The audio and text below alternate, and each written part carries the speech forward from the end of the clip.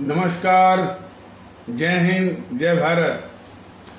भारतीय अवाम ताकत दल अपने भारतीय भाई बहनों अर्थात अपने देश भारत की जनता अर्थात अपनी भारतीय अवाम से भारतीयता आधारित आपसी श्रद्धा, भारतीयता आधारित आपसी स्नेह, भारतीयता आधारित आपसी प्रेम, भारतीयता आधारित आपसी अखलाक मोहब्बत, भारतीयता आधारित आपसी सहयोग, भारतीयता आधारित आपसी सम्मान, भारतीयता आधारित आपसी एकता, भारतीयता आधारित आपसी भाईचारा तथा भारतीयता आधारित आपसी सद्भाव को समझने व उसे आत्मसात करके वैसा ही और उसी अनुसार आचरण एवं व्यवहार करने हेतु और इसके समस्त भारत में प्रचार प्रसार करने हेतु और प्रत्येक देशवासी को इसकी अहमियत और महत्व को समझाकर उसे अपनाते हुए वैसा ही और उसी अनुसार आचरण एवं व्यवहार करने हेतु और प्रत्येक देशवासी को अपना ही भारतीय भाई बहन मानकर, समझकर, अपनाकर उनके साथ वैसा ही और उसी अनुसार आचरण एवं व्यवहार करने हेतु सतत, सदैव, हमेशा और हमेशा अदब के साथ, आदर के साथ अर्ज करता है, विनती करता है। सर्वप्रथम हम अपने आदरणीय भारतीय अवाम का, जो कि हमारे प्यारे मुल्क भारतवर्ष के कोने कोने से, केरल से, कर्नाटक से, तमिलनाडु से, अंडमान से भी, कभी कभी लक्षद्वीप से, महाराष्ट्र से, तेलंगाना से, आंध्र प्रदेश से और उड़ीसा से, गुजरात से और मध्य प्रदेश तो हो ही गया है, महाराष्ट्र हो ही गया है और उत्तर प्रदेश, बिहार, पंजाब, जम्मू कश्मीर से, आसाम से, पूर्वोत्तर के अन्य कुछ राज्यों से, अंडमान निकोबार से भी, पांडिचेरी से भी। अब प्रतिशत छोड़ दीजिए, वहाँ से भी भारतीय एकता के पक्ष में आवाज़ें आ रही हैं। हमारे भारतीय भाई बहन इन क्षेत्रों में जो रहने वाले हैं वो भी ये महसूस करने लगे हैं कि इस देश को भारतीय एकता की बहुत सख्त जरूरत है। अब यही अनुभव पूरे देश में एक व्यापक पैमाने पर, जिसको कुछ लोग कहते हैं कि एक लहर या सुनामी के रूप में होने की आवश्यकता है। जन जन, हमारा प्रत्येक भारतीय भाई बहन इसको महसूस करे कि हमारे पूरे देश में भारतीय एकता की परम आवश्यकता है। तो ये बहुत ही सुखद समाचार है और ख़ास करके उत्तर प्रदेश के जो भारतीय भाई बहन हैं और यह भी कहते सुने गए हैं कि ये जितनी भी राजनीतिक दल हैं एक ही थैली के चट्टे बट्टे हैं और इनका हटना और भारतीय जनता ताकत दल का आना, उसका सत्ता का उपकरण लेकर के ये सारी गंदगी को दूर करना, ये इस तरह की अनुभूति, इस तरह की मन स्थिति कि कैसा होना चाहिए, ये धीरे धीरे हमारे भारतीय भाई बहनों में के दिल दिमाग में ये उत्पन्न हो रही है, पैदा हो रही है और ये बहुत शुभ संकेत है। और शायद इस तरह का संकेत उसी अनुसार है कि हमारे शहीद आजम भगत सिंह ने अपनी पुस्तक जो लिखा था कि वो नास्तिक क्यों बने, उस किताब का नाम था व्हाई आई एम एथिस्ट, वह नास्तिक क्यों बना। तो उसी में उन्होंने इशारा किया था कि मैं अपनी कुर्बानी शहादत दे करके, हम लोग जो हमारे क्रांतिकारी साथी हैं और मैं भी, इस मुल्क से जो सफ़ेद अंग्रेज हैं, गोरे अंग्रेज हैं, उनको तो भगा देंगे इस देश से, लेकिन इस देश में जो काले अंग्रेज हैं उनको भगाने की जिम्मेदारी वो हम पर, आप पर और पीढ़ियों पर छोड़ गए हैं। तो हमारा कर्तव्य बनता है, हमारे प्रत्येक भारतीय भाई बहन का, वो भारतीय भाई बहन तमिलनाडु से लेकर कश्मीर तक और गुजरात से लेकर मणिपुर तक पूरे 138 करोड़ या 140 करोड़ भारतीय भाई बहनों का फर्ज बनता है, ये सभी काले अंग्रेज जो कि इस देश को आवश्यकता है भारतीय एकता की, उसके विपरीत हमारे भारतीय समाज में, हमारे भारत में विखंडन पैदा करके वोट छीनने की साजिश और वोट छीन करके सत्ता हथियाने की साजिश में निरंतर लगे हुए हैं। तो इसलिए हमारे आदरणीय भारतीय भाई बहन ये फर्क न करें, ये जीएनपीसी है, जीएनपीसी में गांधी नेहरू परिवार जनता चौकड़ी काकस है, ये डीएमके है कि एआईडीएमके है, या ये टीएमसी है, या आरजेडी है, या समाजवादी पार्टी है, या ये एनसीपी है, या शिवसेना है, या अकाली है, या आम आदमी पार्टी है, ये सभी इस देश की, हमारे शहीद आजम भगत सिंह के शब्दों में ये काले अंग्रेज हैं, देश के लिए बहुत खतरनाक है। इनका खात्मा ही हमारे देश के लिए, वजूद के लिए, हमारे देश में शांति के लिए परम आवश्यक है। और ये चीज़ें जैसे जैसे हमारे देश के लोग भारतीयता के माहौल को और आते जाएंगे, मजबूत करते जाएंगे, जो मैं ये कह रहा हूँ इसकी अनुभूति और बढ़ती जाएगी। तो ये एक शुभ संकेत है। तो वो जो अनुभूति हमारे देश के कोने कोने से आ रही है, वो एक लहर के रूप में, एक सुनामी के रूप में व्यापक यानी पैमाने पर, और कोई भी हमारा भारतीय भाई बहन छूट न जाए। अब उसमें एक सवाल आप कर सकते हैं कि भाई क्या मोदी भी साथ में आ जाएंगे, क्या राहुल भी साथ में आ जाएंगे, क्या अखिलेश और मुलायम साथ में आ जाएंगे? यही लोग तो काले अंग्रेज हैं। वैसे तो मैंने उम्मीद नहीं है कि ये साथ में आ जाएंगे, लेकिन बाकी लोग तो आ जाएं तो ये भी कभी सोचेंगे या सोचने को मजबूर होंगे कि जिस देश पर ये राजनीति कर रहे हैं उस देश को भी आवश्यकता है भारतीय एकता की। तो कभी अकल आ जाए, सद्बुद्धि आ जाए, हृदय परिवर्तन हो जाए तो भविष्य की बात है। इस संबंध में जो भारतीय एकता का लाने का जो प्रयास भारतीय अवाम ताकत दल कर रहा है, इसका सामना करने के लिए कुछ दलों की प्रतिक्रिया कितनी हास्यास्पद है, हास्यास्पद है, इसको भी हमारे आदरणीय भारतीय भाई बहन, हमारी आदरणीय भारतीय अवाम भी जरा गौर करें। ये बीजेपी के सिखाए हुए छुटभैये जो भारतीय अवाम ताकत दल के पदाधिकारी के पास आते हैं, वो बराबर इस बात को कहते हैं कि ये एकता है, भारतीय एकता क्या होता है, हमारे सनातन का क्या होगा, ये हमारे सनातन को नष्ट कर देगा। और दूसरे भी आते हैं, असदुद्दीन ओवैसी के भी कुछ लोग आते हैं, तो कहते हैं कि हमारे समाज का क्या होगा।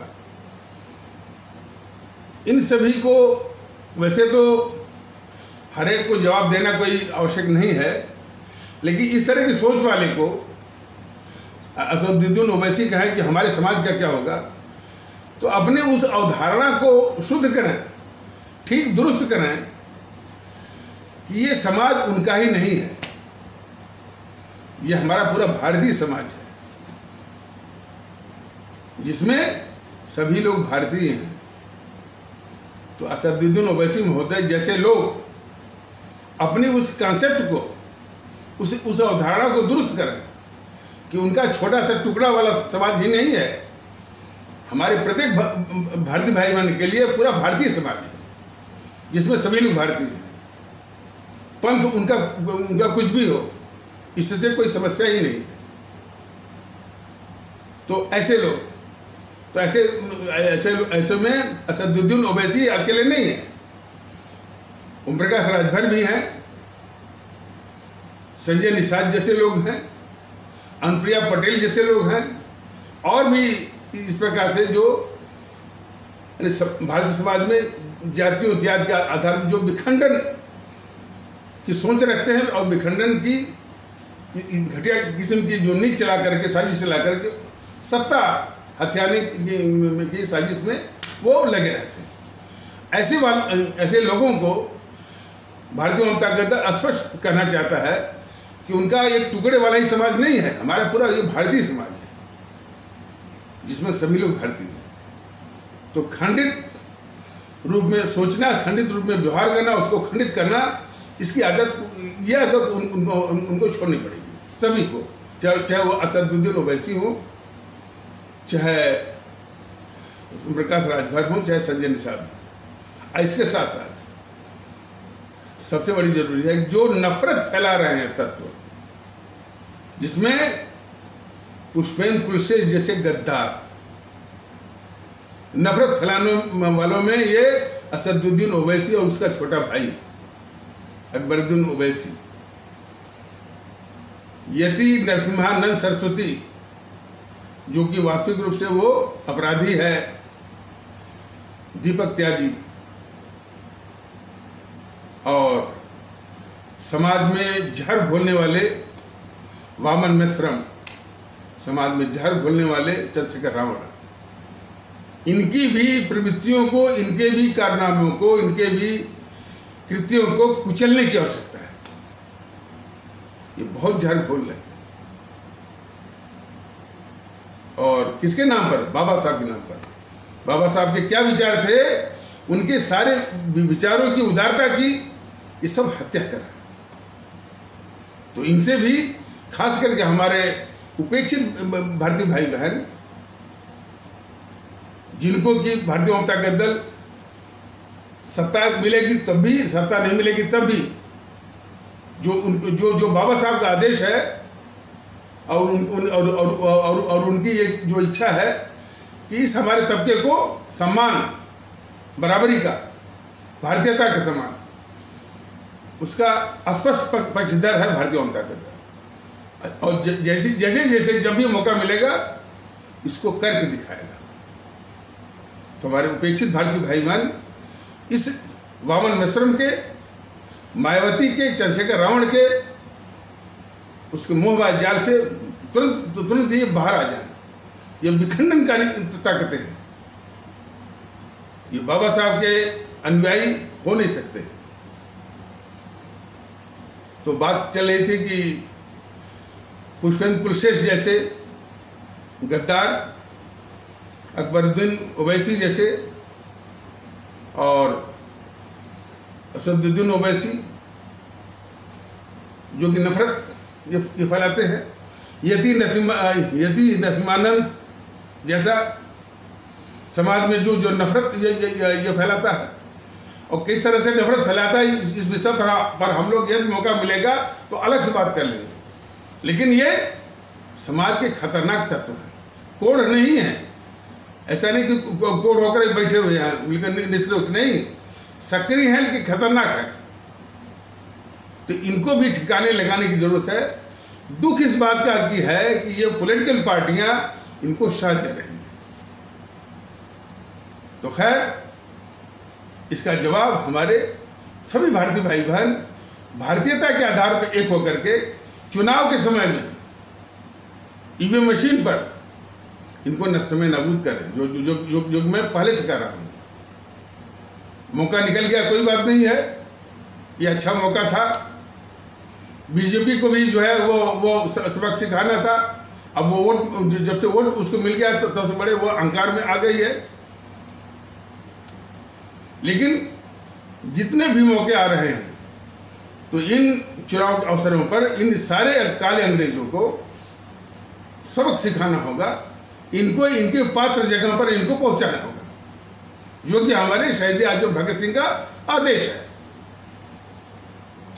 राजनीतिक दलों के वेश में जो हमारे देश की विघटनकारी ताकतें हैं, उनकी करतूत और उनकी फितरत के विषय में भारतीय आवाम ताकत दल जो भारतीय आवाम ताकत दल मौके बेमौके जो बताता रहता है, उसका मुख्य मतलब यही रहता है, उसका मुख्य उद्देश्य है कि इनकी मंशा, इनकी फितरत, इनके मंसूबे को सभी अपने भारतीय भाई बहन अच्छी तरह से पहचान लें। तो कल के एपिसोड में बात चल रही थी कश्मीर फाइल्स पर, और बात यहीं तक पहुंची थी कि ये जो हमारे देश का अंतर्राष्ट्रीय साम्राज्यवादी हमारे भारत विरोधी अंतर्राष्ट्रीय साम्राज्यवादी ताकतों का एक बहुत ही खतरनाक भारत विरोधी एजेंट वो था जवाहरलाल नेहरू, और इसलिए वो हमारे देश का सर्वाधिक ऐतिहासिक भारतद्रोही और गद्दार था। इसी रूप में हमारे देश के लोग उसको समझें, और बाकी चीज़ें तो कोई सामने बहस करने आएगा, पूछने आएगा, अपना संदेह दूर करने आएगा, बाकी चीज़ें और स्पष्ट वो कर दी जाएंगी। इसी रूप में उसको हमारे देश के लोग समझें। मैं फिर से कह दे रहा हूँ, वो जो जवाहरलाल नेहरू था, भारत विरोधी अंतर्राष्ट्रीय साम्राज्यवादी ताकतों का एक बहुत ही खतरनाक भारत विरोधी एजेंट और अपने मुल्क भारतवर्ष का सर्वाधिक ऐतिहासिक भारतद्रोही और गद्दार था ये जवाहरलाल नेहरू। उसकी पूरी करतूत का कोई बहुत गहराई से, बहुत ध्यान से, गौर से अध्ययन करे, ये तथ्य उसको अवश्य मिलेगा। तो और उसके बाद उसके खानदान की, चाहे इंदिरा हो, चाहे राजीव हो और राहुल सोनिया, जो वो तो देश के सामने ही है। तो वो जो है, तो ये भारत विरोधी अंतर्राष्ट्रीय साम्राज्यवादी ताकतों का ये मंसूबा था। पहला मंसूबा था देश को बांटना, पाकिस्तान बनवाना, और फिर पाकिस्तान के हवाले ही कश्मीर को पाकिस्तान के हवाले ही कश्मीर को किया जाना। तो जब वो सारी साजिशें करके वो फेल हो गया, तो ये जो इसने संवैधानिक छल करके धारा 370 और धारा 35 से बनवा करके, और ये बड़ी विचित्र व्यवस्था थी कि संसाधन प्रयोग करेगा भारत का, भारत का पैसा खाएगा, यानी जो है, यानी आर्थिक जो भी शोषण करेगा भारत का, लेकिन भारत का उस पर नियंत्रण नहीं होगा। तो समझ लीजिए, मान लीजिए वो कश्मीर पाकिस्तान में चला जाता तो कम से कम वो पाकिस्तान का तो वो संसाधन खाता, लेकिन वो खाएगा संसाधन भारत का, और भारत का नियंत्रण। इस तरह की व्यवस्था जैसे बताया गया था, एक यानी पाकिस्तान परस्तों का, अलगाववादियों का, आतंकवादियों का एक स्वर्ग, एक हीवन, एक पैराडाइज, और पाकिस्तान का एक उपनिवेश बन गया। तो उसी में जो उसी में जो आतंकवादी थे, उनका हौसला बहुत बढ़ गया, और वो दूसरे को, खासकर हमारे कश्मीरी पंडित कहे जाने वाले भारतीय भाई बहनों को वो अपनी आंख में वो उनके आंख में वो खटकते थे।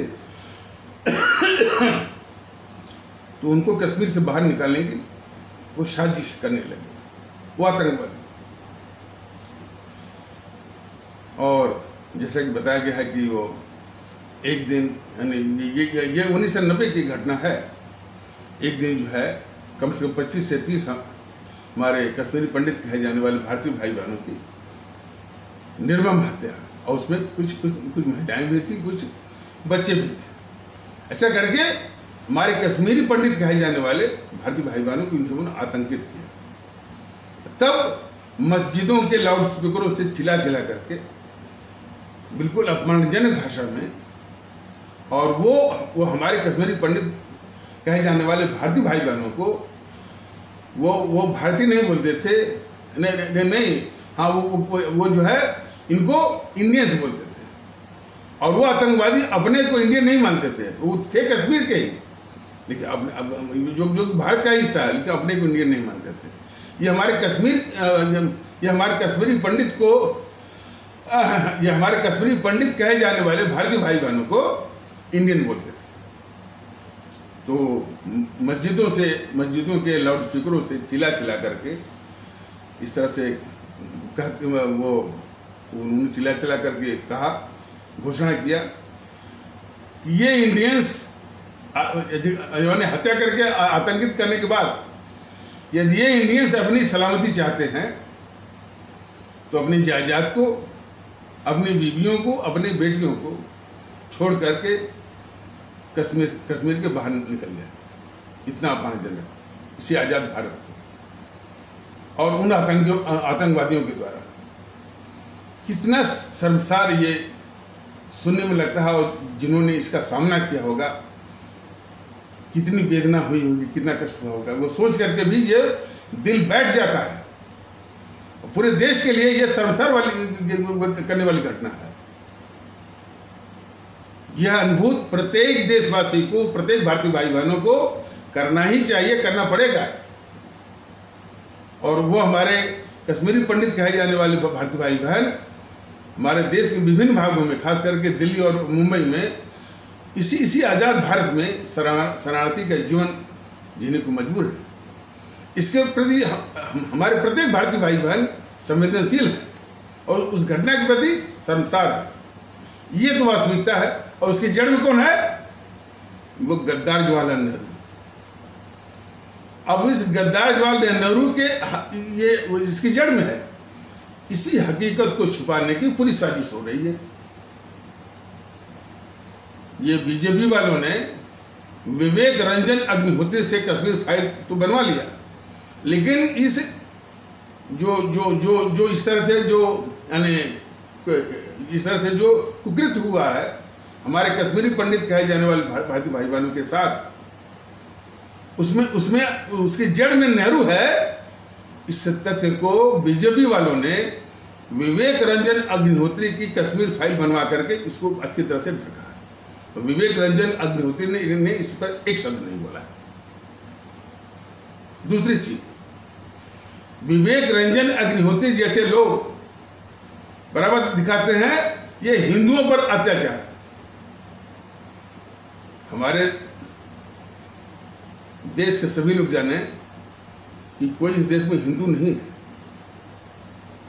न कोई मुस्लिम है, न तो कोई ईसाई है, न तो कोई सिख है, सभी लोग भारतीय हैं।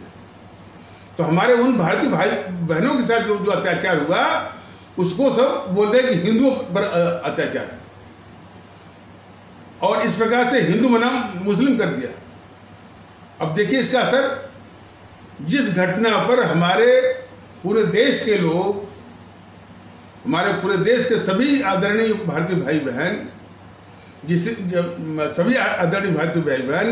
जिसमें कि हमारे इस्लाम आस्था वाले भारतीय भाई बहन भी आते हैं, इस घटना के प्रति शर्मसार होते, संवेदनशील होते और जज्बाती होते, तो इन बीजेपी वालों ने विवेक रंजन अग्निहोत्री के द्वारा बस हिंदुओं पर अत्याचार करके हमारे इस्लाम आस्था वाले भारतीय भाई बहनों को वो अलग कर दिया।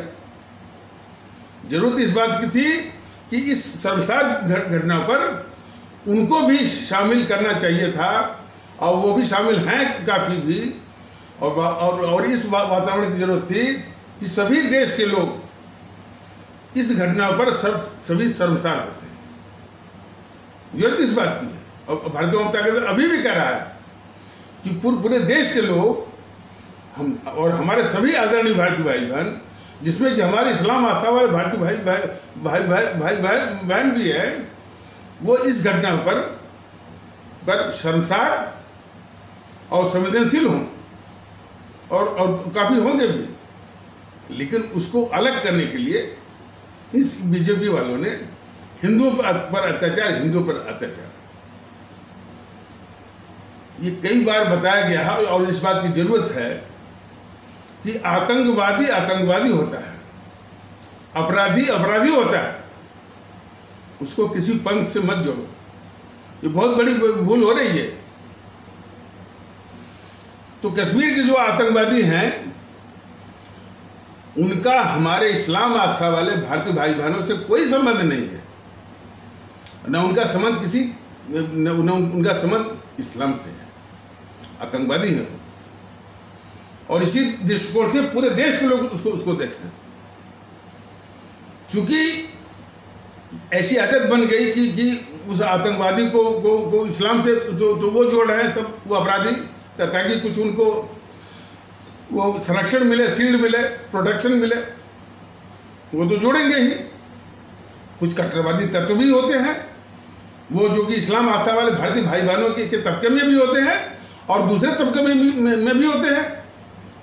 हिंदू सनातन आस्था वाले भारतीय भाई बहनों के भी तबके में मिलते हैं, जो कि इन अपराधियों को, इन आतंकवादियों को किसी आस्था से जोड़ने लगते हैं। तो ये भी एक तरह से देश में नफरत फैलाने का एक साजिश है। यह साजिश का वो एक हिस्सा है। और इसी आदत के इसी आदत का जो एक्सटेंशन है, ये हमारे देश की जो सबसे बड़ी दुश्मन राजनीतिक ताकत है, जो कि जीएनपीसी है, गांधी नेहरू परिवार चांडाल चौकड़ी काकस ने हिंदू आतंकवाद की थ्योरी इसने रचा। समझौता एक्सप्रेस में का ब्लास्ट हुआ, कहाँ ब्लास्ट हुआ, जैसे भी हो, और यह देश जानता है।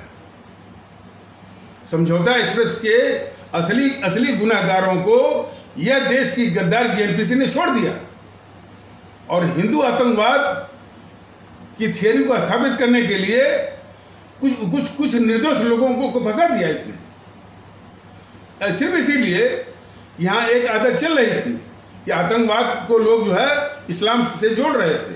आतंकवाद से कुछ लोग हमारे इस्लाम आस्था वाले भारतीय भाई बहनों से जोड़ रहे थे। तो इसी गंदी आदत का फायदा उठाते हुए जीएनपीसी ने एक और थ्योरी लगा दी, हिंदू आतंकवाद।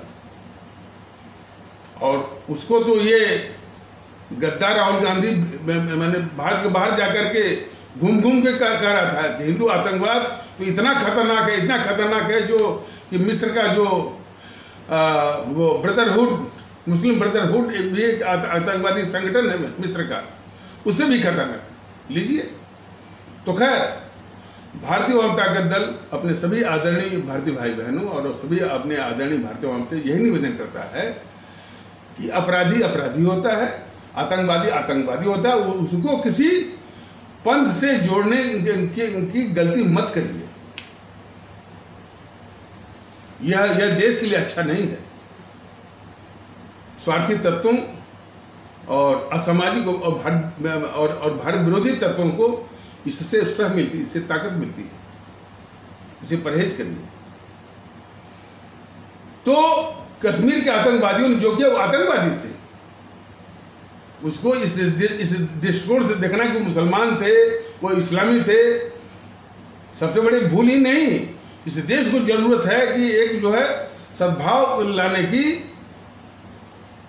तो उस प्रयास को धक्का मिलता है और नफरत को खत्म करने का जो प्रयास है उसको भी काफी चोट मिलती है, धक्का मिलता है। तो हमारे सभी आदरणीय भारतीय भाई बहनों से निवेदन यही है कि जो है अपराध को और आतंकवाद को और आतंकवादी को किसी भी पंथ से जोड़ने की गलती, अपराध बिल्कुल मत करिए। और उसी प्रकार वही नहीं, जो विक्टिम है, जो शिकार हुआ है, उसको भी मैंने ये बीमारी तो इस कदर धसी हुई है कि जो शिकार हुआ है उसको भी पंथ से मैंने देखने का एक चश्मा बना लिए हैं कि जो उसका शिकार हुआ वो हिंदू है कि मुस्लिम है, वो अपराधी वो हिंदू है कि मुस्लिम है, उसे अनुसार भाषा होती है। ये टीवी चैनलों को देखिए, वो गंदगी किस रूप में दिखती है टीवी चैनलों के बाद में आप देख लीजिए। तो भारतीय वाम ताकत दल सभी अपने आदरणीय भारतीय भाई बहनों से कहता है कि अपराधी हो, आतंकवादी हो, अपराध हो, चाहे आतंकवाद हो, चाहे पीड़ित हो या शिकार हो, उसको किसी पंथ से जोड़ने की भूल या गलती बिल्कुल मत करिए। जो आतंकवादी आतंकवादी है, आतंकवाद आतंकवाद है, अपराध अपराध है, अपराध और अपराधी अपराधी है, उसका किसी भी पंथ से कुछ भी लेना देना नहीं है। और जो शिकार हुआ है उसका, उस अपराध का या आतंकवाद का, वो अपना भारतीय भाई बहन है, वो हिंदू या मुसलमान नहीं है। इस दृष्टिकोण को दुरुस्त करिए भाई। तो कश्मीर फाइल्स बना करके जो ये अपराध किया है, ये साजिश की है बीजेपी वालों ने, सिर्फ हिंदू बनाम मुस्लिम करके जिस घटना पर पूरा देश संवेदनशील होता, शर्मसार होता, एक साथ होता, उसको इस बीजेपी ने हिंदू बनाम मुस्लिम बना करके कमजोर किया है। एक तो साजिश है और कमजोर किया है, और नेहरू की गद्दारियों को खुद को छुपाने की साजिश की है। और दूसरे जो जैसे केजरीवाल है, ये अखिलेश यादव है, जेएनपीसी के लोग हैं।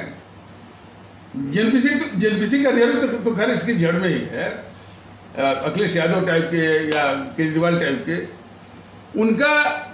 उनकी एक अवधारणा का ये विशेषता है, दोष नहीं विशेषता है। जरा इसको हमारे सभी भारतीय भाई बहन, खास करके हमारे इस्लाम आस्था वाले भारतीय भाई बहन गौर से जरा देखें। वो इस अवधारणा को पाले हुए हैं कि यदि वो आतंकवादियों का साथ देंगे और हिंदुओं का विरोध करेंगे, जैसे कि केजरीवाल ने कहा कि हिंदुओं पर कोई अत्याचार नहीं हुआ, बोल दिया ना, तो हिंदुओं का विरोध करेंगे और आतंकवादियों का साथ देंगे, तो हमारे इस्लाम आस्था वाले भारतीय भाई बहन उनको वोट करेंगे। इस तरह की वो अवधारणा वो ये सब पाल रखते हैं। और वो अवधारणा सिर्फ अखिलेश यादव ही नहीं, ममता बनर्जी भी पाल रखी है, ये एनसीपी वाले भी पाल रखे हैं, ये समाजवादी पार्टी के लोग भी पाल रखे हैं। क्या कि मतलब कि आतंकवादियों के प्रति या हमदर्द बन जाओ या उनके प्रति हमदर्दी दिखाओ, और कहीं कहीं जो है वो हिंदुओं का विरोध करो, तो हमारे इस्लाम आस्था वाले भारतीय भाई बहनों का उनको वोट मिलेगा। इसी भ्रम को हमारे इस्लाम, विशेष करके हमारे इस्लाम आस्था वाले भारतीय भाई बहन, इन जो माने भारत विरोधी जो तत्व हैं, अखिलेश यादव जैसे, मुलायम सिंह यादव जैसे, ममता बनर्जी जैसे, लालू प्रसाद और तेजस्वी जैसे, और राहुल प्रियंका सोनिया जैसे, इनके इसी भ्रम को तोड़ने की जिम्मेदारी हमारे इस्लाम आस्था वाले भारतीय भाई बहनों की है। वो उनको स्पष्ट संकेत दें, ये तुम आतंकवादियों के साथ रहोगे, पाकिस्तान परस्ती दिखाओगे, तो हमारा ये जो तबका है भारतीय माने इस्लाम आस्था वाला भारतीय भाई बहनों का तबका तुमको माकूल जवाब देगा। इसलिए कि हम लोग जो है, हमारी भक्ति जो है इस देश के प्रति है, आतंकवादियों के प्रति नहीं है। और इसके विषय में तो भारतीय अवाम ताकत दल ने कई बार कहा है कि हमारे इस्लाम आस्था वाले भारतीय भाई बहनों की मुल्क परस्ती और देशभक्ति पर पूरे मुल्क को नाज है। मोदी जिन भी कहा हुआ है, तो उसी को साबित करने के लिए ये अखिलेश यादव जैसे, मुलायम सिंह यादव जैसे, ममता बनर्जी जैसे, लालू प्रसाद और तेजस्वी जैसे, राहुल जैसे, सोनिया जैसे और प्रियंका जैसे, उनकी इस प्रवृत्ति पर चोट करिए कि जो वो पाकिस्तान परस्त होते हैं, आतंकवादियों के प्रति हमदर्द होते हैं, उनके साथ खड़े होते हैं, तो आप इनको वोट देने के बजाय इनका सामाजिक बहिष्कार करेंगे। चूंकि उन गतिविधियों से हमारे इस्लाम आस्था वाले भारतीय भाई बहनों का कुछ भी लेना देना भी नहीं है, बल्कि ऐसे लोगों को ठिकाने लगाने की भी मंशा रखते हैं। ये जिम्मेदारी हमारे इस्लाम आस्था वाले भारतीय भाई बहनों को करना पड़ेगा। तो जैसा कि अभी बताया गया है कि ये जो समाज विरोधी, जो भारतीय समाज विरोधी और भारतीय समाज में विखंडन करके जो है जो सत्ता जाते हैं, तो वो क्या करते हैं कि आतंकवादियों के हमदर्द बन जाएंगे, तालिबान का समर्थन करवाएंगे, पाकिस्तान परस्ती भी दिखाएंगे। तो उन्होंने एक अवधारणा पाल रखी कि यदि ऐसा करेंगे तो हमारे इस्लाम आस्था वाले भारतीय भाई बहनों का वोट मिलेगा। इस अवधारणा को निर्मूल साबित करने की जिम्मेदारी सिर्फ हमारे इस्लाम आस्था वाले भारतीय भाई बहनों के तबके की है, और यही निवेदन करता है कि उनकी इस अवधारणा को बिल्कुल निर्मूल साबित करिए आप लोग। तो उसी अवधारणा का शिकार बन करके ये केजरीवाल जैसे गद्दार लोग कहते हैं कि हिंदुओं पर कोई अत्याचार नहीं हुआ। ऐसा मैंने उसके दिमाग में ये पल रहा है कि यदि ऐसा करेंगे तो हमारे इस्लाम आस्था वाले भारतीय भाई बहनों का वोट मिलेगा। इसीलिए तो बार बार भारतीय आवाम ताकत दल कर रहा है कि हमारे इस्लाम आस्था वाले आदरणीय भारतीय भाई बहन, इन सारे तत्वों का, केजरीवाल हुआ, अखिलेश यादव हुआ, ममता बनर्जी हुई, लालू प्रसाद यादव या तेजस्वी हुआ या शरद पवार जैसे लोग हैं कि जो कि ये कहते हैं कि वो हिंदुओं, कभी हमेशा नहीं, कभी कभी हिंदुओं का विरोध करेंगे, आतंकवादियों के साथ खड़े होंगे, आतंकवादियों के प्रति हमदर्द होंगे, तो हमारे इस्लाम आस्था वाले भारतीय भाई बहन उनको वोट करेंगे। इस अवधारणा को जो है बिल्कुल चोट करना है, शून्य करना है, तब जाकर के ये दुरुस्त होंगे, तब जाकर के गद्दार केजरीवाल की आदत जाएगी और जो है वो अखिलेश यादव जैसे लोग उनकी आदत जाएगी। ये आवश्यक है। तो देश को यह समझना चाहिए कि कश्मीर फाइल बना करके इस बीजेपी ने दो बहुत बड़ी साजिशें और अपराध किया। एक तो गद्दार जवाहरलाल नेहरू की गद्दारियों को छिपाने का साजिश और अपराध किया है बीजेपी वालों ने। विवेक रंजन अग्निहोत्री से कश्मीर फाइल जैसी फिल्म बना करके, और इसको जरूरत थी कि इनको जो हमारे शिकार हुए हैं, कश्मीरी पंडित कहे जाने वाले भारतीय भाई बहन जो शिकार हुए हैं, तो उनको ये दिखा करके कि हमारे भारतीय भाई बहन इनके साथ अत्याचार हुआ, ये न दिखा करके दिखा रहे हैं हिंदुओं पर अत्याचार, जिससे कि देश में भेद विभेद फैले। और हमारे वो इस्लाम आस्था वाले भारतीय भाई बहनों का तबका जो कि इस घटना से संजीत होना चाहिए, और है भी, ऐसी बात नहीं है, इनकी साजिश है कि वो इससे अलग हो जाए। तो ये दो बड़ी साजिश है इनकी। इसलिए बीजेपी वाले भी कम खतरनाक नहीं है। केजरीवाल जैसे लोग और जेएनपीसी जैसे लोग, अखिलेश यादव जैसे लोग तो खतरनाक तो हैं ही। बीजेपी वाले भी इस देश के लिए कम खतरनाक नहीं है।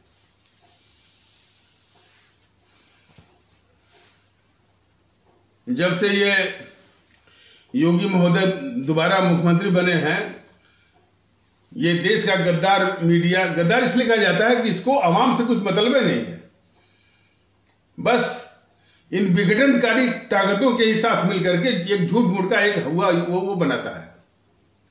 तो क्या हुआ, ये बनाया बुलडोजर बाबा, बुलडोजर बाबा, बुलडोजर बाबा, जबकि इसी गाजियाबाद में ताबड़तोड़ डकैती की वारदातें हुई, यानी कोई अपराधी वो उनको भय नहीं है। और हमारे देश में हमारे जो भारतीय महिलाएं हैं, भारतीय बच्चियां हैं, भारतीय बहुएं, बेटियां हैं, भारतीय बेटियां हैं, उनसे पर्स छीनने की घटनाएं, उनके चेन छीनने की घटनाएं बदस्तूर चल रही हैं। तो ये बुलडोजर बाबा और जो माहौल बना रहे हैं, उनको जरा हमारे सभी भारतीय भाई बहन देखें कि यह क्या झूठा जो है बुलडोजर बाबा का ये माहौल, ये झूठा माहौल ये बनाया जा रहा है। तो बुलडोजर बाबा का माहौल के सामने ही ये समाजवादी पार्टी के असामाजिक तत्व जो है हमारे इस्लाम आस्था वाले भारतीय भाई बहनों के तबके के उन लोगों को मार पीट रहे हैं, हिंसा कर रहे हैं। यहाँ तक कि बाबर नाम का एक कोई हमारा इस्लाम आस्था वाला भारतीय भाई था, उसकी हत्या भी इन समाजवादियों ने हत्या कर दी। क्यों? ये जानकर कि इसने समाजवादी पार्टी को वोट नहीं किया था। और ये कहाँ हो रहा है? ये बुलडोजर बाबा योगी महोदय के शासनकाल में हो रहा है। तो कितना झूठा और कितना फरेबी, कितना धोखेबाज किस्म का ये माहौल खड़ा किया जा रहा है कि बुलडोजर बाबा उन्हीं के शासनकाल में समाजवादी पार्टी के जो है असामाजिक तत्व जो है या हिंसक या गुंडा तत्व जो है वो हमारे इस्लाम आस्था वाले भारतीय भाई बहनों के उन भारतीय भाई बहनों को मार रहे हैं, निशाना बना रहे हैं, मारपीट कर रहे हैं और हिंसा का शिकार बना रहे हैं, जिनको ये समझ रहे हैं कि इन्होंने समाजवादी पार्टी के पक्ष में वोट नहीं किया था। ये हम आपके योगी महोदय जो तमगा लूट रहे हैं कि अपराधियों का सफाया कर दिया, माफियाओं का सफाया कर दिया, बुलडोजर बाबा हो गए उनके शासनकाल में। ये ठीक वैसे ही है कि जो चुनाव जीतने के बाद पश्चिम बंगाल में पिछले साल टीएमसी के गुंडों ने उन भारतीय भाई बहनों पर अत्याचार किए और बलात्कार की भी घटनाएं हैं, जिनको ये समझे कि इन्होंने टीएमसी को वोट नहीं दिया है। तो उसमें इसमें थोड़ा सा फर्क है। वहां पर तो शासन है टीएमसी का, यहाँ तो बीजेपी का शासन है। और जो है ये समाजवादी पार्टी के गुंडे इस तरह से कर रहे हैं कि इस तरह से गुंडे कर रहे हैं, इस तरह से अपराध कर रहे हैं कि जैसे कि शासन अखिलेश का हो। तो अवश्य रूप में ये तो लगता है कि भाई कि क्या अखिलेश के समाजवादी पार्टी के जो हिंसक तत्व हैं, जो असामाजिक तत्व हैं, ऐसा तो नहीं कि इनको जो है बुलडोजर बाबा और योगी आदित्यनाथ का संरक्षण प्राप्त है। ये तो बात है। और लंबी चौड़ी बातें, ये विकास है फलाने ठिकाने, उससे ज्यादा महत्वपूर्ण है कि इस तरह की जो टेंडेंसी है इस पर लगाम लगाइए। ये बहुत दुख देती है। ये लगता है कि अपना देश जो है कुछ मैंने और वो व्यवस्था है जो जिसका मन में आया जो है, तो चूंकि इसने वोट नहीं दिया तो उससे मारपीट और उसकी जान तक वो ले लेना। ये हमारे आदरणीय भारतीय भाई बहन अच्छी तरह से समझे कि जब तक ये भारतीय जनता पार्टी जैसी मैंने हमारे भारतीय समाज की विघटनकारी ताकत जो है, और कैसे आए हैं ये बुलडोजर बाबा 80-20 की नफरत, 80-20 की नफरत के आधार पर आए हैं। और फिर इसके बाद वो जाली टोपी और पता नहीं कि अब्बा जान, मम्मी जान, भाई जान, चचा जान, इन संबोधनों को अपमानित करके आए। ये वो आपके वो योगी आदित्यनाथ है और बुलडोजर बाबा है। और उनका शासन तो देख लीजिए। और ये उनको आईना दिखाने के लायक है कि बुलडोजर बाबा कहते हुए समाजवादी पार्टी के लोग हिंसा कर रहे हैं। तो ये सब कहने की बातें हैं। ये बीजेपी वाले जितने भी समाज विरोधी तत्व हैं उनको पालने वाले हैं। मोदी जी पाल रहे हैं जीएनपीसी को और वामपंथियों को, और ये योगी जी पाल रहे हैं उत्तर प्रदेश में समाजवादी पार्टी के गुंडों को, समाजवादियों को। ये तो दुखड़ा है।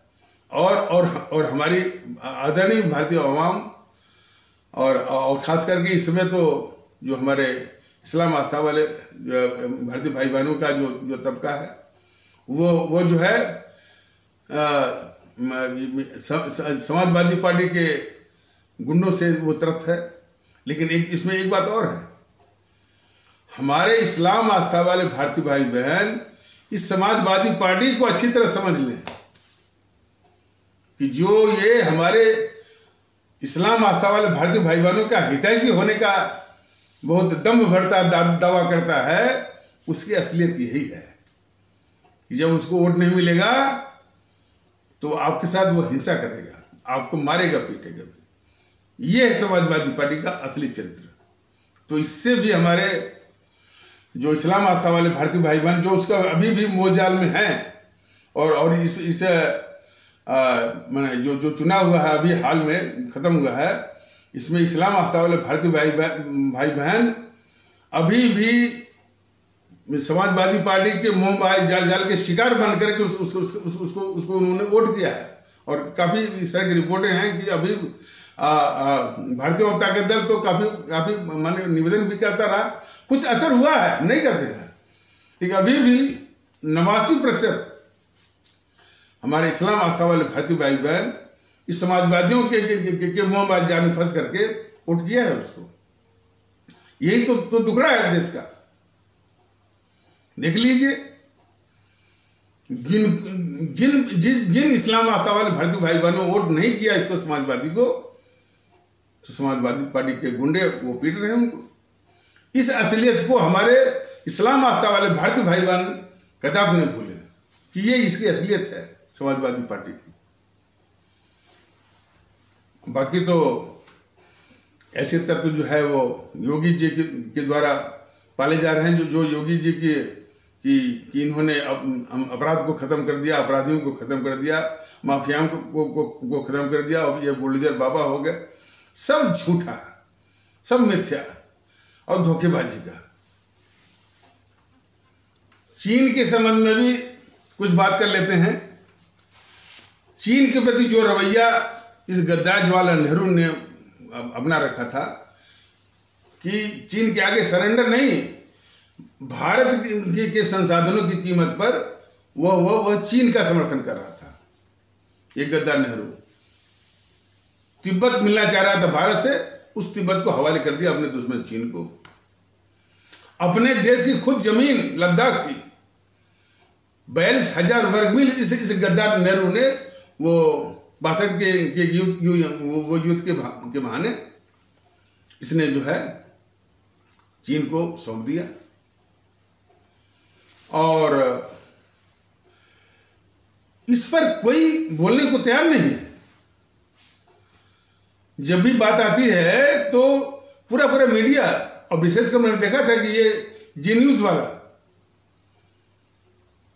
उसका जो सुधीर चौधरी है, जो कि 9 बजे लेकर आता है DNA daily news and analysis, जब भी चीन के विषय में और किस तरह से भारत के खिलाफ गद्दारी किया इसने नेहरू ने, हर एक इसकी गद्दारी पर ये जी न्यूज का सुधीर चौधरी कहता है हमसे गलती हो गई। कई बार भारतीय जनता दल ने उस गद्दार मैंने सुधीर चौधरी से पूछता है, अरे भैया गलती तुमसे कहाँ हुई है? गद्दारी तो नेहरू ने किया है, अपने ऊपर ओढ़ करके उस गद्दार नेहरू को क्यों बचा रहे हो? और यही नहीं, ये बीजेपी वाले भी नहीं बोलते हैं। मैंने जैसा बताया था कि सन 62 के पहले ही जो है इस गद्दार जवाहरलाल नेहरू ने चीन के प्रधानमंत्री चाउ एन लाई को बुला करके एक धोखेबाजी वाला एक नारा लगवाया पूरा इसी देश में, ये हिंदी चीनी भाई भाई, हिंदी चीनी भाई भाई, पूरा एक माहौल बनाया। और माहौल जो धोखेबाजी का इसलिए कि जहां एक और यहाँ नारा लग रहा था, ये गद्दार जवाहरलाल नेहरू की शह पर जो है चीनी सेना आकर के भारत के क्षेत्र में घुस रही थी। तो जब इस तरह की खबर आई तो इस गद्दार जवाहरलाल नेहरू से पूछा गया तो उसने कहा कि हाँ हमको पता है और हम चीन के नेताओं से कह देंगे और वो चीन की सेना वापस चली जाएगी। वो चीन की सेना वापस नहीं गई जितना घुसी थी, और आज की तारीख में वो जो घुसी थी उसमें तो वो नेफा था, नॉर्थ ईस्टर्न फ्रंटियर एजेंसी नेफा, और वही नेफा आज की तारीख में बन गया है अरुणाचल प्रदेश। और वो जो चीन की सेना जो वापस नहीं हुई, जो कि झूठ बोला था ये गद्दार जवाहरलाल नेहरू, तो वहाँ पर मैंने जिसमें चीन वालों ने वहाँ पर कॉलोनी बसा दिया है, और कॉलोनी से संबंधित तमाम आधारभूत सुविधाएं भी वहाँ पर स्थापित कर दी हैं। और उसी का चित्र जो है नासा का जो स्पेस एजेंसी है उसने फोटो लिया है। उसी जो जगह में जहाँ पर 1959 में ही चीनी सेना गद्दार नेहरू के शव पर घुसी थी, उसी को ये गद्दार राहुल गांधी कह रहा है कि मोदी जी ने चीन को अंदर घुसवा दिया। हकीकत क्या है कि शुरू में वो गद्दार राहुल गांधी कह रहा था, और बीजेपी वाले एक शब्द जो है नहीं बोल रहे, पूरे देश को बता रहे हैं। देखिए, जेएनपीसी तो गद्दारी इसने की है। बीजेपी वाले जेएनपीसी की गद्दारी को किस तरह से छिपाते हैं, यह देश को नाकाबिले बर्दाश्त है। जो अपराध जो है वो जो है राहुल के बाप के नाना का है, उसको ये बोल तक नहीं रहे हैं, बल्कि उल्टे जो है आरोप झेल रहे हैं इस गद्दार राहुल गांधी का कि मोदी जी ने चीनी सेना को अरुणाचल प्रदेश में घुसा दिया, जबकि नासा का ऐसा फोटो आया था। ये बीजेपी वाले कभी नहीं पूछते हैं। देखिए, इतनी सारी बातें जो बताई जाती हैं, तो बीजेपी की जो छुट भैया करके भारतीय जनता दल के पदाधिकारी से कहते हैं कि नेहरू को गद्दार साबित करके जो वो यूट्यूब वाले सर क्या करेंगे। भारतीय जनता दल ऐसे तत्वों को और ऐसी भारतीय जनता पार्टी को और उनके मोदी जी को सबको बताना चाहता है, अपने आदरणीय भारतीय भाई बहनों के माध्यम से, कि गद्दार साबित करने वाली बात क्या है। वो तो गद्दार था ही। इस हकीकत को भारतीय जनता दल, जो कि अपना राष्ट्रीय फर्ज मानता है, देशभक्ति का फर्ज मानता है, कि अपने आदरणीय भारतीय भाई बहनों के सामने रख रहा है। इसके पहले जो कि अंदाज है कि किसी ने रखा नहीं था। तमाम एजेंसियां इसके सारे पापों को ढकने के लिए, जेएनपीसी के तमाम बौद्धिक वर्ग, तमाम चाटुकार बौद्धिक वर्ग, जेएनपीसी के तमाम चाटुकार बौद्धिक वर्ग का गिरोह, चाटुकार इतिहासकारों का गिरोह, चाटुकार पत्रकारों का गिरोह, चाटुकार मीडिया का गिरोह, लुटियन गिरोह, ये सभी उस गद्दार नेहरू और गद्दार इंदिरा गांधी, गद्दार राजीव गांधी, इनकी गद्दारियों को छुपाना और एक झूठा महिमा मनन खड़ा करना। और इसमें ये बीजेपी भी शामिल है कि इनके गद्दारी के पापों को ढकना और एक जो है झूठा महिमा मंडल, इस साजिश में बीजेपी भी शामिल है और सभी लोग आरएसएस भी शामिल है। अब बाकी ये जो है, ये समाजवादी पार्टी के लोग, टीएसपी के लोग, आरजेडी और Bahujan Samaj party, NCP, TDP, YSRC, DMK, AIADMK, ये तो खैर है ही उनके साथ। अकाली भी सब नहीं बोलते। भारतीय जनता दल मैं समझता हूं कि पहला ऐसा दल है इसकी गद्दारी के विषय में अपना एक राष्ट्रीय फर्ज मानता है, देशभक्ति का तकाजा मानता है कि ये सारी बातें वो रख रहा है। तो उस नेहरू को गद्दार साबित करने का तो कोई सवाल ही नहीं उठता। गद्दार तो है ही। उसके संबंध में हकीकत जो है ये सामने रख रहा है और शायद पहली बार रखा जा रहा है। ये सच्चाई है। तो दूसरा, ये पूरे माहौल को मानसिक रूप से पूरा जकड़े हुए हैं और इनके जकड़ने के कारण माने जो सबसे बड़ा अपराधी हो, जो इस देश का सबसे बड़ा गद्दार हो, उसकी पूजा की जा रही है। उसके नाम पर तमाम संस्थान बने हुए, तमाम रोड, तमाम वो हवाई अड्डे और स्टेडियम बने हुए हैं और देश में जितने शांति पुरस्कार हैं अंतर्राष्ट्रीय, नेहरू के नाम पर, गांधी के नाम पर, इंदिरा के नाम पर, तो समझ जाइए कि देश में भी, भारत के बाहर भी ये पूरा माहौल जकड़ा हुआ है। तो जब तक ये माहौल से हटेंगे नहीं, तब तक हमारे जो वास्तविक जो देशभक्त हैं, हमारे अमर शहीद हैं, हमारे क्रांतिकारी हैं, उनका महत्व सामने आएगा कैसे? और उनके महत्व, उनकी कुर्बानी, उनकी देशभक्ति से हमारा देश और हमारे देशवासी उससे अवगत कैसे होंगे? इसलिए जरूरी है कि इनकी गद्दारी को से हमारी आवाम परिचित हो और इनका सफाया करे।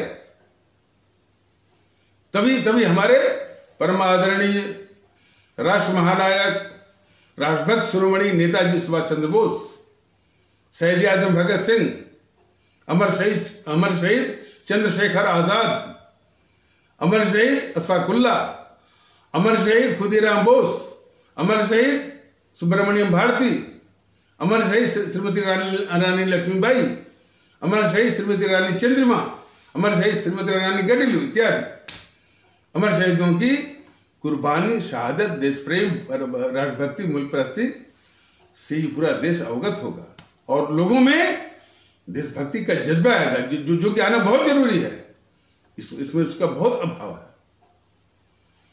तो इसीलिए सभी लोग समझे, इसलिए ये लाना बहुत जरूरी है।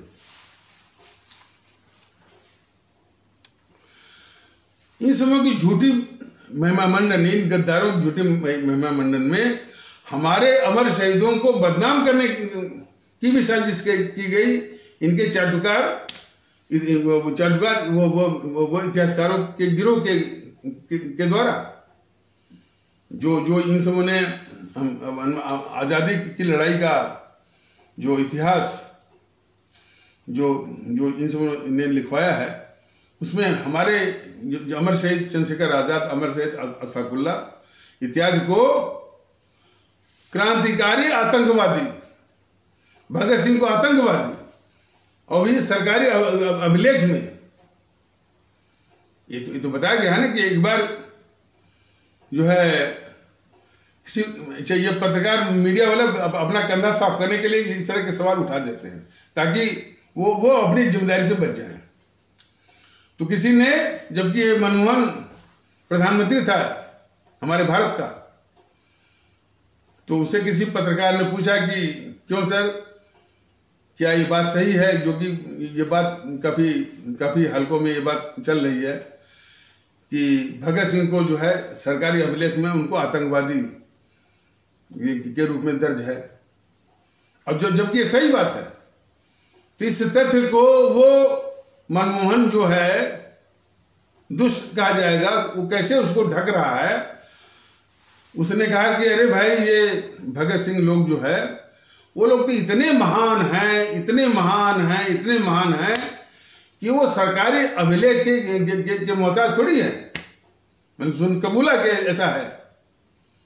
और इसी यूपीए के शासनकाल में संघ लोक सेवा आयोग के एक प्रश्न पत्र में एक सवाल आया था कि आतंकवादी भगत सिंह पर निबंध लिखो, ये हालत। तो अब माहौल की कल्पना करिए, इन देश के अभिशापों को, देश के गद्दारों का महिमा मंडन, और हमारे जो वास्तविक जो है देशभक्त और कुर्बानी और शहादत देने वाले क्रांतिकारी सपूतों का इस तरह से कि वो आतंकवादी क्या कहें, तो लोग समझें कि कितना जरूरी है। तो जरूरत इस बात की है। और बीजेपी वाले क्या करते हैं, गोडसे और सावरकर को रखते हैं। गोडसे सावरकर को रखते ही ये बीजेपी अपना सारा पाप जो है धुल लेती है। तो बीजेपी वाले जो सिर्फ गोडसे सावरकर को रखने के पीछे भी ये जीएनपीसी के इशारे पर, जो ही गोडसे के नाम लेते हैं तो उनको तुरंत एक हथियार मिल जाता है जीएनपीसी वालों को। तो देखिए, ये बीजेपी गांधी के हत्यारे की पार्टी है और हम गांधी जी की पार्टी हैं। अपना मंच जो है वो ऊंचा करके सारे देश के खिलाफ गद्दारी के पापों को वो धोती है। और बीजेपी वाले जानबूझ करके गोडसे का नाम इसलिए आगे करते हैं। गोडसे को देशभक्त कहेंगे, कभी कहेंगे, कभी पीछे हट जाएंगे। इनका ये नाटक वो चलता रहता है। सावरकर देशभक्त थे, कभी वो हिंदू महासभा से जुड़े थे या नहीं तो वो, लेकिन देशभक्त। अब उन्होंने माफीनामा लिखा, तो माफीनामा लिखा तो वो गद्दार हो गए। ये नेहरू जो कभी न जेल की यातना सहा, और नेहरू ने कभी गोली नहीं खाई, अंडमान निकोबार जैसी यानी वो घोर जो यातना वो नहीं सहा, उसके चमचे कहते हैं कि वीर सावरकर जो है वो गद्दार हैं, जो कि वो लिखकर के माफीनामा। अरे अंग्रेजों के साथ तो चिपके ये रहे। अंग्रेजों के मुखबिर थे, दलाल थे, चमचे थे ये सब, नेहरू और गांधी। तो ये बराबर बीजेपी किस प्रकार इस देश के दुश्मनों को बचाती है, यह भी हमारे देश के दुश्मनों में, हमारे देश के आदरणीय भारतीय भाई बहनों को जानना बहुत जरूरी है। तो नेहरू की गद्दारियों को छिपाना, और एक झूठा नेहरू नहीं, ये पूरा जो श्रृंखला है, नेहरू, इंदिरा, राजीव, सोनिया और राहुल इत्यादि, इन गद्दारियों को छिपाना और एक झूठी महिमा मंडल का एक माहौल हुआ खड़ा करना। तो इसमें सिर्फ जो मैंने जीएनपीसी के चाटुकार या चमचे किस्म के वो इतिहासकारों का गिरोह, जीएनपीसी के चमचे चाटुकार बौद्धिक वर्ग का गिरोह, जीएनपीसी के चाटुकार और चमचे पत्रकारों का गिरोह। और वो कोई बता रहा था कि ये पत्रकारों का गिरोह की संख्या थोड़ी बढ़ रही है। जीएनपीसी के चमचा और चाटुकार पत्रकार, जिसमें सबसे आगे आता है रवीश कुमार, आशुतोष, अशोक वानखेड़े, विवेक अग्निहोत्री और मुकेश कुमार, अमरीश कुमार, अजीत अंजुम, राहुल कमल, शेखर गुप्त, बरखा दत्त, मानक गुप्त, संदीप चौधरी, और जो एनडीटीवी वाले और भी दूसरे हैं, श्रीनिवास जैन, अखिलेश शर्मा, निधि राजदान, निधि कुलपति, संकेत उपाध्याय, ये सब के सब जो है भारत विरोधी और जीएनपीसी के चाटुकार और चमचे किस्म के ये पत्रकारों का गिरोह है, करीब 40-41 जो है। उसमें उर्मिलेश भी आता है, और एक आरफा खानम शेरवानी भी आती है, राणा अयूब भी आती है, कई है इसमें, और अभिषेक शर्मा भी आता है, और पुण्य प्रसन्न वाजपेयी भी आता है, और वो प्रभु चावला भी आता है, करण थापर भी आता है। तो 40-41 का ये गिरोह है। इसका अलग ही हिसाब है। नेहरू की गद्दारियों पर एक शब्द नहीं, जीएनपीसी की लूट पर एक शब्द नहीं। कितना ये सब उन्होंने लगातार जो गद्दारी किया इस देश के साथ 60-70 साल तक, इस पर एक शब्द नहीं। कैसे ये सत्ता में दोबारा आए लूटने के लिए, इस देश पर कर बरपाने के लिए, इसी की साजिश निरंतर ये करते रहते हैं ये पत्रकार। तो एक तो दुखड़ा ये है। दूसरा जो छोटे मियाँ आए हैं बीजेपी वाले, इनका अलग ही हिसाब है, वो भी देश विरोधी है, वो भी देश विरोधी है। सुनने में आया कि ये मोदी महोदय जब भाषण कर रहे थे लोकसभा में, तो वो उनके जो मन की जो मंशा, उन्होंने बताया कि हमको, लोकसभा में बोले थे, हमको 12 साल की गुलामी से आज़ादी पानी है। बताइए, अंग्रेजों के खिलाफ जब हमारे भगत सिंह, सुभाष चंद्र बोस और चंद्रशेखर आजाद, अशफाकुल्ला जब लड़े थे, तो ये मानते थे कि भाई हमारी गुलामी सिर्फ अंग्रेजों वाली है, वो 200 साल वाली है। ये गद्दार किस्म के बीजेपी वाले मोदी जो है कहते हैं कि नहीं, अंग्रेजों की गुलामी नहीं है, मुगलों की गुलामी भी है। बताइए, जो हमारे इस्लाम आस्था वाले भारतीय भाई बहन इस जमीन में हजारों साल तक एक साथ रहे और हमेशा वो समझाना कि यानी उनकी गुलामी थी, इस विरासत को तोड़ने वाली बात। तो बीजेपी और मोदी जैसे लोग जो है कितना खतरनाक खेल रहे हैं, इसको समझने के। इसीलिए तो जब ये मोदी महोदय ने ये कहा कि हमको 12 साल, और मोदी महोदय जाने हैं इस बात को कि इन जो हमारे ये अमर शहीद हैं, चंद्रशेखर आजाद, आपके सुभाष चंद्र बोस और आपके भगत सिंह, अशफाकुल्ला, खुदीराम बोस जो है, ये अंग्रेजों की 200 साल की गुलामी के खिलाफ लड़े थे, 12 साल वाली गुलामी के खिलाफ नहीं लड़े थे। मोदी महोदय,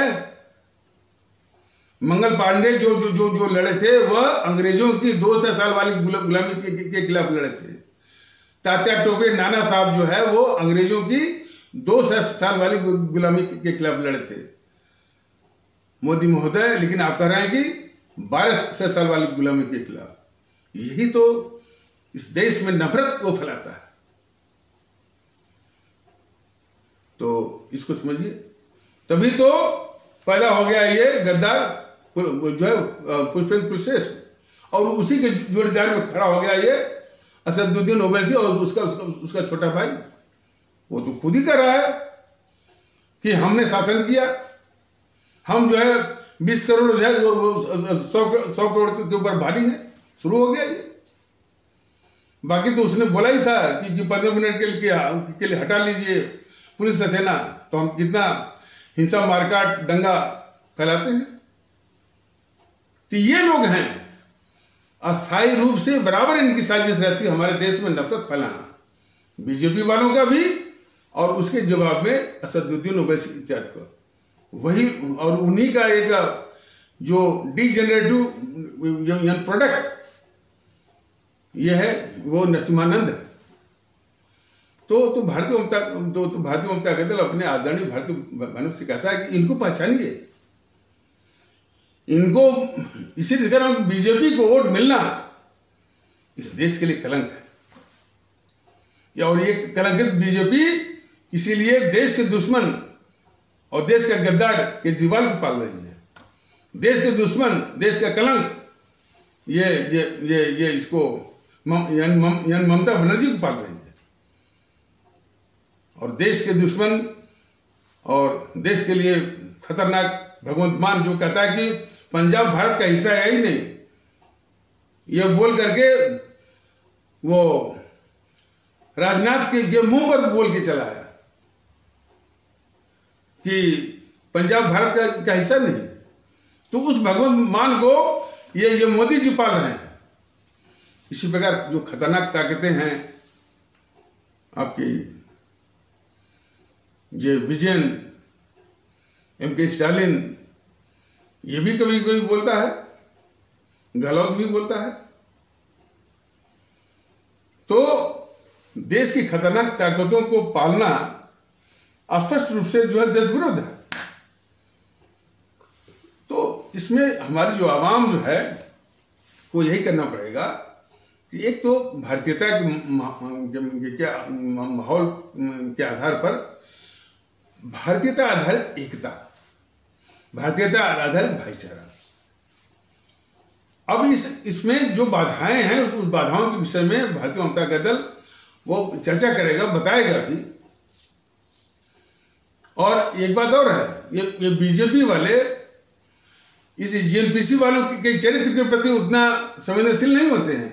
वो इस्लाम आस्था वाले भारतीय भाई बहनों की कुछ कुरीतियों को बार बार पोस्ट पर डालते रहते हैं।